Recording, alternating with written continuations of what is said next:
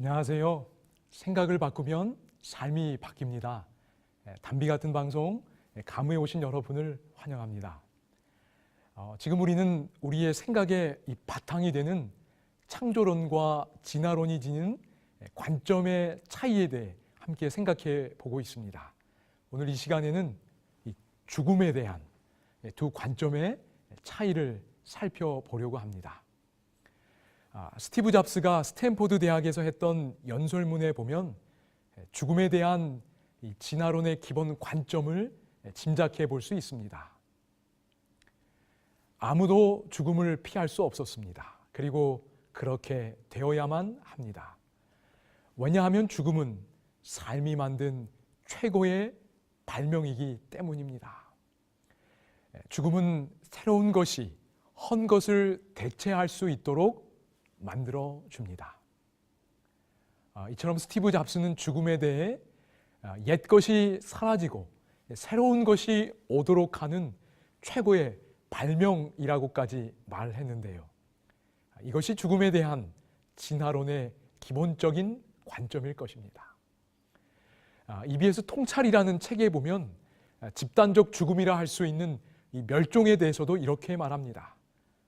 멸종이야말로 지구 생명체의 진화를 이끌어왔던 생명의 원동력이었다.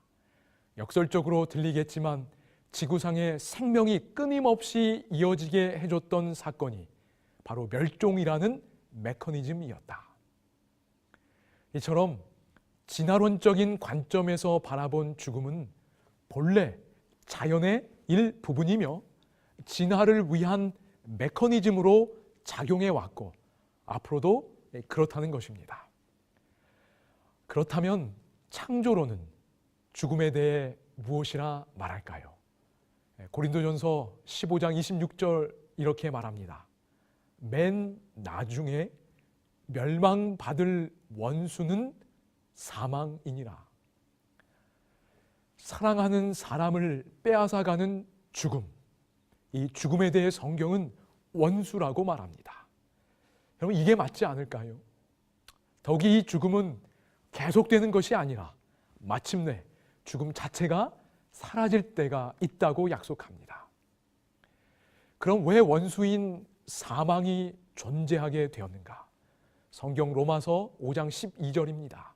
이러므로 한 사람으로 말미암아 죄가 세상에 들어오고 죄로 말미암아 사망이 왔나니.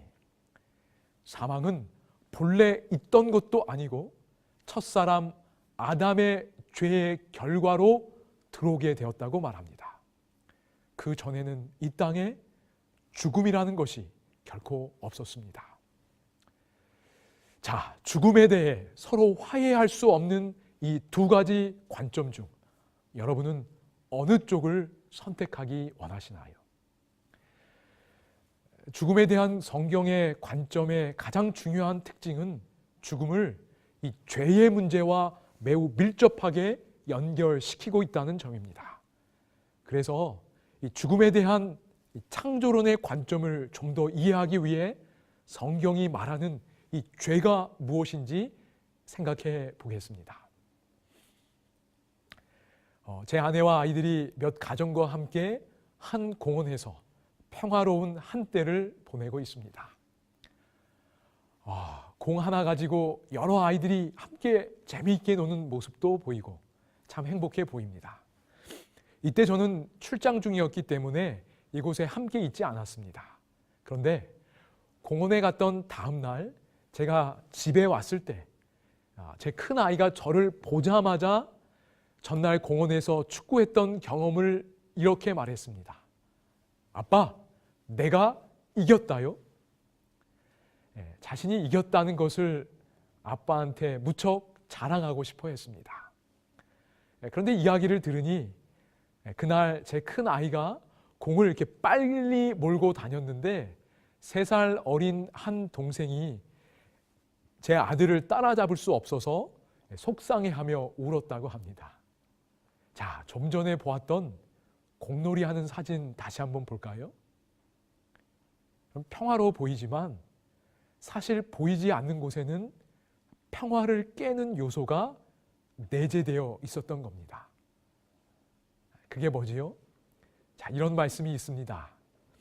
사람의 본성은 언제나 자기 과실을 위해 애쓰고 경쟁을 위해 준비한다. 제 첫아이가 동생들을 배려하지 않고 빠르게 공을 몰고 가는 일이나 아빠, 내가 이겼다요? 라고 말하는 일, 이런 것들은 다 자기를 과시하고 또 승리를 얻기 위해 경쟁하는 인간의 본성을 잘 보여줍니다. 어린아이도 예외는 아닌 거지요. 그런데 중요한 것은 제가 이렇게 하라고 가르치지 않았다는 점입니다. 오히려 제가 가르치는 것은 뭘까요? 진우야, 아빠는 진우가 이기고 지는 거 하나도 중요하지 않아. 진우가 다른 사람 배려하면서 함께 잘 어울려서 노는 게 중요해 라고 말하지요. 그런데 제가 교육하는 것을 방해하는 어떤 거대한 세력이 이미 제 아이 안에 자리 잡고 있다는 것입니다. 저는 그걸 매번 느끼는 거지요. 성경이 말하는 죄가 이와 같습니다. 그것은 나를 지으신 하나님의 뜻에 반대하는 세력으로 이미 우리 본성 안에 자리 잡은 거대한 힘입니다. 그렇다면 죄가 거스리고 있는 하나님의 뜻은 구체적으로 무엇인가요? 하나님의 뜻은 요한일서 4장 11절에 잘 나타나 있습니다. 사랑하는 자들아, 하나님이 이같이 우리를 사랑하셨은즉 우리도 서로 사랑하는 것이 마땅하도다. 여기 보면 하나님이 이같이 우리를 사랑하셨은직이라고 말합니다. 이것은 하나님의 사랑을 받은 사람의 고백입니다. 그런데 이전에 말씀드렸던 것처럼 사랑은 오직 사랑으로 일깨워집니다. 그래서 하나님의 사랑을 받게 되면 이타적 사랑이 일깨워지고 그 사랑으로 하나님을 사랑하게 됩니다. 이것이 하나님의 뜻입니다. 그런데 이 사랑은 하나님을 사랑하는 데서 멈추지 않습니다. 하나님이 이같이 우리를 사랑하셨은즉 우리도 서로 사랑하는 것이 마땅하도다. 새롭게 일깨워진 사랑으로 하나님을 사랑할 뿐만 아니라 이웃을 사랑하게 된다는 말씀입니다. 이것 또한 하나님의 뜻입니다. 이처럼 하나님의 뜻은 우리가 하나님의 사랑을 먼저 받고 일깨워진 사랑으로 하나님을 사랑하고 이웃을 사랑하는 것입니다. 그렇다면 죄는 무엇인가요? 이러한 하나님의 뜻에 저항하는 거대한 힘입니다. 안타깝게도 이 거대한 힘이 이미 우리 본성 안에 자리 잡고 있습니다. 그래서 우리는 하나님과 이웃을 사랑하지 못하고 결국 자기만 사랑하며 살아갑니다. 이것이 오늘 우리의 현실이고 바로 이것이 죄입니다. 제가 몇 개월 전에 한 장소에서 5박 6일 동안 집중적으로 건강 강의를 들은 적이 있습니다. 참 흥미로운 것들이 많이 있었는데요. 그 중에서도 무척 인상적이었던 것은 바로 암세포에 대한 설명이었습니다. 이 그림이 암세포의 특징을 잘 보여줍니다. 위에 있는 그림을 보시면 녹색으로 표시된 것이 암세포입니다. 그런데 그림을 보시면 혈관이 암세포 쪽으로 쭉쭉 연결된 것을 보게 됩니다. 반면 아래쪽은 아직 혈관이 암세포 쪽으로 연결되기 이전의 그림입니다. 이런 상황을 보통 암영기라고 표현한다고 들었습니다. 암세포는 참 신기하게도 자기 스스로 혈관 유도 물질을 뿜어내서 혈관을 자기 쪽으로 들어오게 한다고 합니다. 이렇게 혈관을 끌고 들어와 산소와 양분을 공급받으며 증식을 하게 됩니다. 더욱이 혈관이 들어오게 되면 이제 암세포는 그 혈관을 통해 신체 어느 곳으로도 갈 수 있게 됩니다. 이렇게 해서 암의 전이가 나타나는 것입니다. 암세포가 자기 자신을 위해 스스로 혈관을 끌어올 수 있다는 것이 너무나 신기했습니다.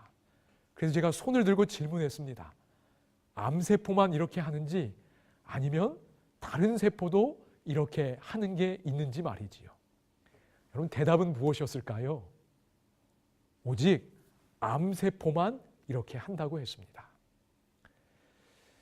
암세포의 또 다른 특징도 저를 놀라게 했습니다. 모든 세포는 서로 연결되어 있어서 세포 간의 대화가 진행되고 그렇게 함으로 몸의 조화와 균형을 이루어 간다고 합니다. 그런데 암세포는 자기들 암세포끼리만 연결되어 있고 다른 세포와는 전혀 연결되지 않아서 대화라는 것이 없고 자기 마음대로 한다고 합니다. 이런 암세포에 대한 설명을 들어보니 서로 사랑하라는 하나님의 뜻을 거스르고 자기만 사랑하는 이 죄의 특성이 암세포에 그대로 나타나고 있다는 것을 느끼게 되었습니다. 그런데 이런 암세포가 힘을 얻어 자라나면 가져오는 결과가 무엇인가요? 바로 죽음입니다.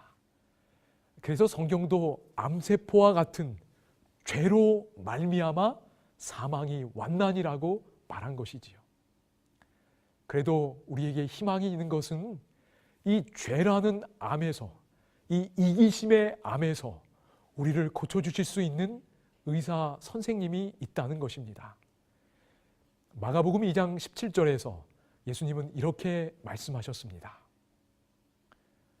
건강한 자에게는 의사가 쓸데없고 병든 자에게라야 쓸데있느니라. 나는 의인을 부르러 온 것이 아니요 죄인을 부르러 왔노라. 예수님은 지금 이 시간에도 이기심의 암에 걸린 우리들을 고쳐주기 위하여 부르고 계십니다. 우리가 진심으로 낫고자 한다면 그분은 우리를 능히 고쳐주실 수 있습니다. 더욱이 예수님은 우리 개개인을 고쳐주실 뿐만 아니라 죄와 죽음이 없는 새로운 세상을 창조하실 것입니다. 계시록 21장 4절입니다. 이제 더 이상 죽음이 없고 다시는 슬픔도 우는 것도 아픈 것도 절대로 없을 것이다. 죽음, 슬픔, 눈물, 아픔 이런 모든 것들은 다 죄의 결과입니다. 그러므로 이 모든 것의 원인이 되는 죄가 완전히 사라질 때 죄가 가져온 죽음, 슬픔, 눈물, 아픔 이런 것들도 다 사라지게 될 것입니다. 하나님께서 지금 이 일을 이루고 계십니다. 우리에겐 희망이 있습니다. 여러분의 행복을 기원합니다. 그리고 여러분의 축복된 삶으로 인하여 주변의 사람들 또한 축복받게 되기를 기원합니다. 감사합니다.